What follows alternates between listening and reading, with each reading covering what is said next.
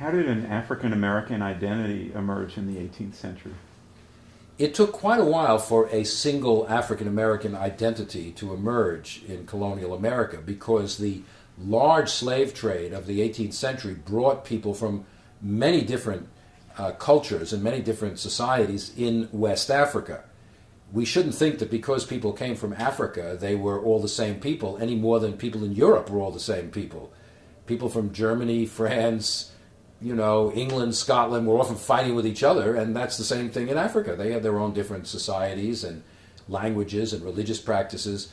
So you might say an early version of what we later would call the melting pot takes place in America among Africans, where people from various kinds of backgrounds who would never have encountered each other except for the experience of slavery are thrown together.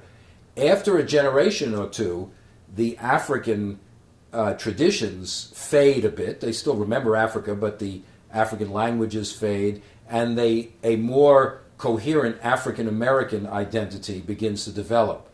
This is particularly prominent where the population begins reproducing itself. In the British colonies, rather quickly, the birth rate begins to rise among these slaves, and so you begin to get eventually an American-born generation of slaves who are more assimilated, you might say, into African American life than the original slaves who were brought in from many different backgrounds.